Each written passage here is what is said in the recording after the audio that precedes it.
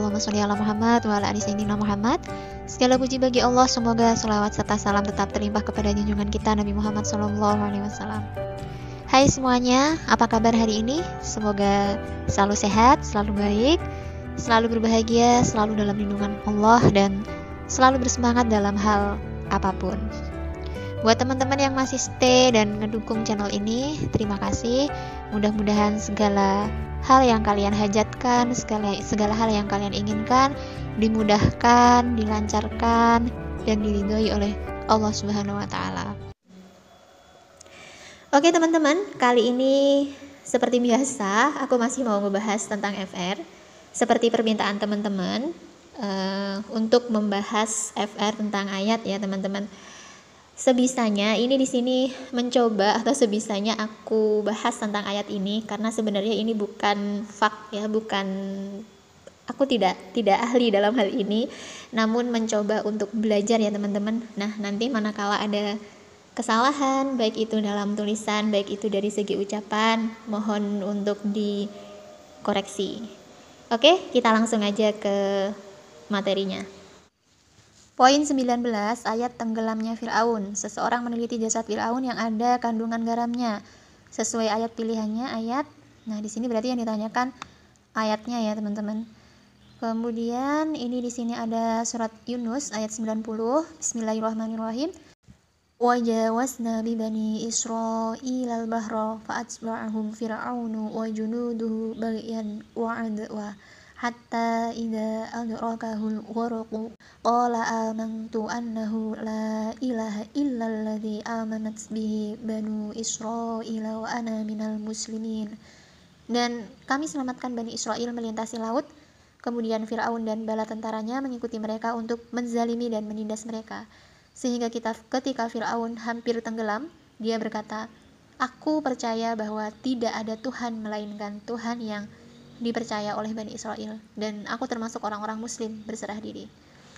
Ini subhanallah ya teman-teman, Fir'aun yang di masa hidupnya itu mengaku dirinya sebagai Tuhan, di akhir ayatnya dia mengakui bahwa Allah Subhanahu wa taala adalah Tuhannya, bahwa dia adalah termasuk orang-orang muslim. Akan tetapi sayangnya teman-teman, Fir'aun ini mengakui keberadaan Tuhan di akhir sebelum maut menjemputnya ya teman-teman. Nah, ini coba kita lihat di ayat berikutnya bagaimana, diterimakah atau bagaimana. Al-ana wa qad asyaita qablu wa kunta minal mufsidin.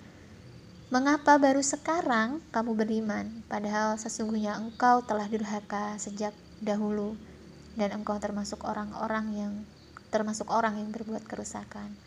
Nah, di sini dipertanyakan ya teman-teman, ketika Fir'aun ini mengatakan percaya kepada Allah. Nah, di ayat berikutnya itu kemudian Fir'aun ditanya, mengapa baru sekarang gitu.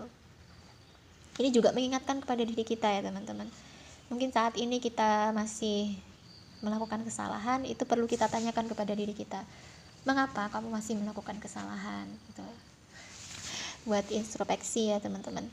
Kemudian di ayat berikutnya, fal yauma nunajjika bi badanika litakuna liman khalafaka ayah wa inna katsiran minan nasi an ayatina la ghafilun.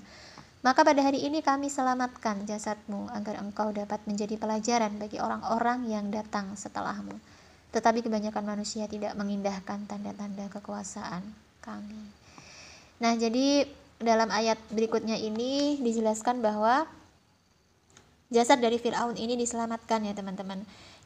Sampai sekarang itu masih bisa kita temukan jasad dari Fir'aun ini.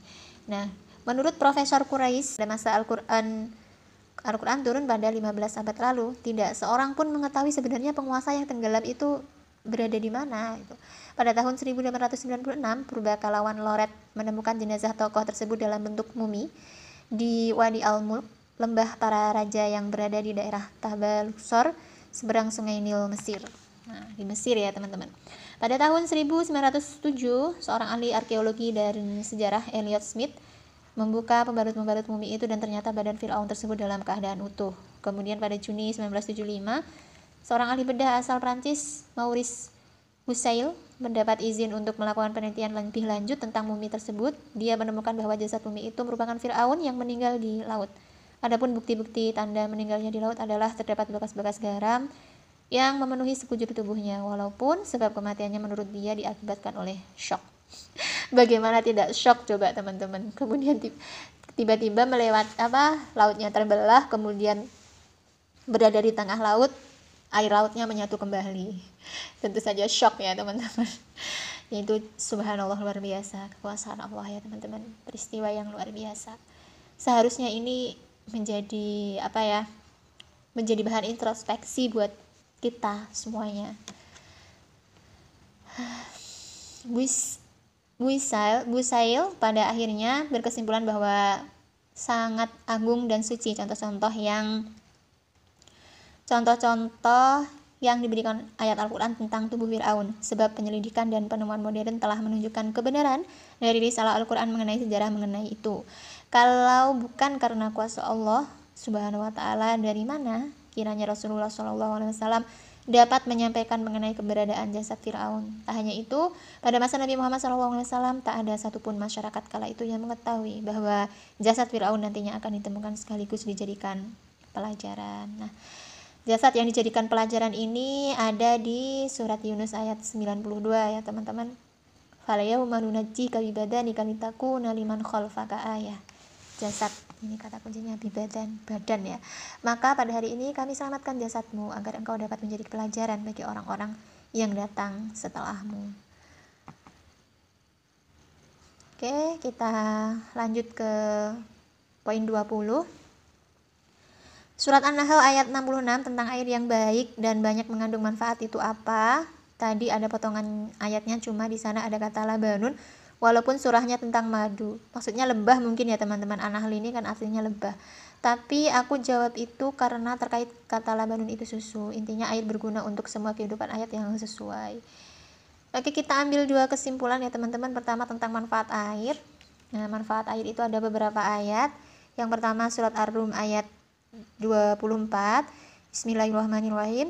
Wa min ayatihi yurikumul barqa khawfan wa tama'an wa yunazzilu minas samaa'i ma'an fayuhyi bihil arda ba'da mautiha. Inna fi dzalika laayatin liqaumin ya'qilun. Dan di antara tanda-tanda kebesarannya, dia memperlihatkan kilat kepadamu untuk menimbulkan ketakutan dan harapan. Ketakutan dan harapan. Memilih takut atau memilih berharap. Dan dia menurunkan air hujan dari langit, lalu dengan air itu dihidupkannya bumi setelah mati atau kering. Sungguh pada yang demikian itu benar-benar terdapat tanda-tanda bagi kaum yang mengerti. Nah, di sini ya teman-teman poinnya. Dia menurunkan air hujan dari langit, lalu dengan air itu dihidupkannya bumi setelah mati. Dan jadi ini manfaatnya air itu adalah untuk menghidupkan bumi, menghidupkan tumbuh-tumbuhan, hewan-hewan, makhluk hidup yang tinggal di bumi. Karena pada dasarnya kita tidak bisa hidup ya teman-teman kalau tanpa air. Setiap jengkal, setiap detik dari kehidupan kita membutuhkan air. Bahkan di dalam tubuh kita sendiri pun itu 70%-nya itu terdiri dari susunan air ya teman-teman. Wa yunazzilu minas samaa'i ma'an fayuhyi bil arda ba'da mautiha. Kemudian next ke berikutnya, awalam yarau anna nasuqul ma'a ilal ardil juruzi fanukhriju bihi zar'an ta'kulu minhu an'amuhum wa anfusuhum afala yubsirun. Dan tidaklah mereka memperhatikan bahwa kami mengarahkan awan yang mengandung air ke bumi yang tandus, lalu kami tumbuhkan dengan air hujan itu tanaman-tanaman sehingga hewan-hewan ternak mereka dan mereka sendiri dapat makan darinya. Maka mengapa mereka tidak memperhatikan? Nah, jadi di sini di fungsi air yang di ayat Sajadah, di surat Sajadah ayat 27 itu anna nasukul ma'a ilal ardil juruzi fanukhriju bihi zar'an ta'kulu minhu an'amuhum wa anfusuhum. Bahwa kami mengarahkan awan yang mengandung air ke bumi yang tandus, lalu kami tumbuhkan dengan air itu hujan tanaman-tanaman sehingga hewan-hewan ternak mereka dan mereka sendiri dapat makan darinya. Oke, kemudian dari sini manfaatnya ini untuk menghidupkan kembali bumi yang tandus. Kemudian dari bumi yang tandus itu karena sudah ada air hujan itu ditumbuhkan tanaman-tanaman. dengan tumbuhnya tanaman-tanaman, hewan ternak. Nah, dan mereka sendiri dapat makan darinya. Nah, jadi banyak sekali manfaatnya ya teman-teman. Kemudian lanjut ke berikutnya. Wallahu anzala minas samaa'i ma'an fa ahya bihil arda ba'da mautiha. Inna fi dzalika laayatan liqaumin yasma'un. Dan Allah menurunkan air hujan dari langit dan dengan air itu dihidupkannya bumi yang tadinya sudah mati. Sungguh pada yang demikian itu benar-benar terdapat tanda-tanda kebesaran Allah bagi orang-orang yang mendengarkan pelajaran. Di sini surat An-Nahl ayat 65 ya teman-teman. Manfaatnya masih sama. Itu intinya menghidupkan yang mati. Kemudian yang B, air yang baik dan banyak mengandung manfaat dalam surat An-Nahl ayat 66. Nah, mungkin ini ilustrasi soalnya. Di dalam soal ini ditampilkan An-Nahl ayat 66, kemudian ditanya, di dalam surat ini air yang bermanfaat apa? Mungkin seperti itu ya teman-teman. Wa inna lakum fil an'ami la'ibratan nasqikum mimma fi butunihi min baini farsin wa damin labanan khalisan sa'ighal lisyaribin. Dan sungguh pada hewan ternak itu benar-benar terdapat pelajaran bagi kamu. Kami memberimu minum dari apa yang ada dalam perutnya berupa susu murni antara kotoran dan darah yang mudah ditelan bagi orang-orang yang meminumnya. Nah, kata kuncinya labanan ya teman-teman, susu. Oke, kita next ke pembahasan berikutnya. Itu di sini ada ayat, terus dari ayat itu perbedaan zakat dan pajak itu apa. Nah, itu ayatnya atau ayat 103. Bismillahirrahmanirrahim. Khudh min amwalihim shadaqatan tutahhiruhum wa tuzakkihim biha wa sholli 'alaihim inna sholataka sakanun lahum wallahu sami'un alim. Ambillah zakat dari harta mereka guna membersihkan dan mensucikan mereka, dan berdoalah untuk mereka, sesungguhnya doamu itu menumbuhkan ketenteraman jiwa bagi mereka. Allah Maha mendengar, Maha mengetahui. Quran surat At-Taubah ayat 103. Nah, soal ilustrasi soalnya seperti ini. Perbedaan zakat dan pajak dari ayat di atas. Nah, jadi kita lihat kata kuncinya ya, teman-teman. Tutahhiruhum wa tuzakkihim, membersihkan dan mensucikan. Nah, jadi jawabannya adalah yang membedakan pajak dan zakat itu tentu saja yang B, zakat untuk mensucikan harta. Kemudian untuk memperjelas perbedaan antara zakat dan pajak, ini kita lihat tabelnya ini ya teman-teman. Nah, dari segi nama, zakat berarti bersih, bertambah dan berkembang. Kemudian pajak itu berarti utang, pajak, upeti. Dasar hukumnya Al-Quran dan Sunnah untuk zakat. Kemudian kalau pajak itu dasar hukumnya undang-undang. Nisab atau tarif itu zakat ditentukan oleh Allah. Kalau pajak itu ditentukan negara, bersifat relatif. Kemudian sifat, zakat adalah kewajiban bersifat tetap dan terus-menerus. Kemudian kalau pajak ini sesuai dengan kebutuhan dan dapat dihapuskan. Kemudian dari segi subjek, zakat subjeknya muslim, kalau pajak itu warga negara. Objek alokasi menerima, zakat adalah tetap yaitu 8 golongan. 8 asnaf ya teman-teman ini. Kemudian kalau pajak itu dana pembangunan dan anggaran rutin. Harta yang dikenakan, zakat adalah harta produktif, sedangkan kalau pajak itu semua jenis harta. Syarat ijab qabul zakat adalah disyaratkan, sedangkan pajak tidak disyaratkan, tidak ada akad ya, tidak ada ijab qabul ya maksudnya kalau di dalam pajak. Kemudian imbalan, pahala surga dan keberkahan harta, kalau pajak ini tersedianya barang dan jasa publik. Kemudian sanksi, zakat adalah Allah dan perintah Islam. Kalau yang memberi sanksi ini Allah dan pemerintah Islam, sedangkan kalau pajak itu negara, motivasi membayar keimanan dan ketakwaan kepada Allah. Sedangkan kalau pajak ini kepatuhan, ketakutan pada negara dan sanksinya. Kemudian lanjut di An-Nisa ayat 59 tentang sumber hukum kecuali pilihannya istihsan, Quran, hadis, ijma, qiyas. Nah, ini berarti kita langsung aja cek ke ayat 59 itu gimana bunyinya ya teman-teman. Ini dia. Ya ayyuhallazina amanu atii'ullaha wa atii'ur rasul wa ulil amri minkum. Fa in tanaza'tum fi syai'in farudduhu ilallahi war rasuli in kuntum tu'minuna billahi wal yaumil akhir. Dzalika khairu wa ahsanu ta'wila. Nah, wahai orang-orang yang beriman, taatilah Allah dan taatilah Rasul Muhammad dan ulil amri, pemegang kekuasaan di antara kamu. Kemudian jika kamu berbeda pendapat tentang sesuatu, maka kembalikanlah kepada Allah, Al-Quran dan Rasul Sunnahnya. Jika kamu beriman kepada Allah dan hari kemudian, yang demikian itu lebih utama bagimu dan lebih baik akibatnya. Fa'in tanaza'tum fi syai'. Kemudian jika kamu berbeda pendapat tentang sesuatu. Nah, dari sini ini optionnya ihtisan, Quran, hadis, ijma, qiyas ya teman-teman. Jadi kita harus bisa membedakan dari kelima option ini termasuk muktalaf atau mutafak. Nah, sumber hukum fikih ini ada dua teman-teman. Ada mutafak, adalah sumber hukum Islam yang disepakati oleh seluruh umat Islam. Itu terdiri dari Al-Quran, As-Sunnah, kemudian hadis, ijma, qiyas. Kemudian sedangkan mukhtalaf itu adalah sumber hukum Islam yang masih diperselisihkan di kalangan para ulama. Nah, terdiri dari istihsan, istishhab, istidlal, kemudian urf, marsalah war mursalah, syar'u, man qablana, sat az-zariyah. Nah, jadi kalau untuk mutafak ini kan jelas ya teman-teman, kita semuanya pakai, umat Islam semuanya pakai. Kalau untuk yang mukhtalaf ini ada perbedaan. Misalnya kalau di istihsan ini pendapatnya Imam Syafi'i sendiri, kemudian pendapatnya Imam Hanafi sendiri. Jadi para ulama memiliki pendapat yang berbeda tentang sumber hukum mukhtalaf ini.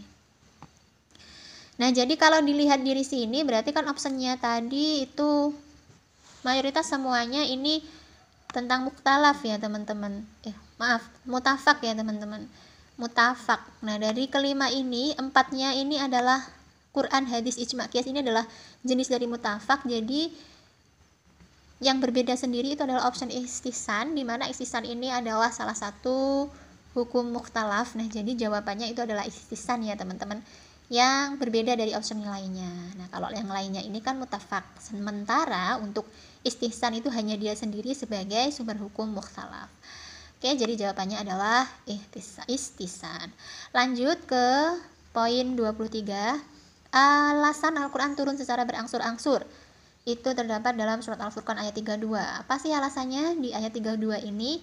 Nah, bismillahirrahmanirrahim. Wa qala alladzina kafaru laula nuzzila alaihil qur'anu jumlatan wahidatan kadzalika linusabbita bihi fuadaka wa rattalnahu tartila. Dan orang-orang kafir berkata, mengapa Al-Quran itu tidak diturunkan kepadanya sekaligus?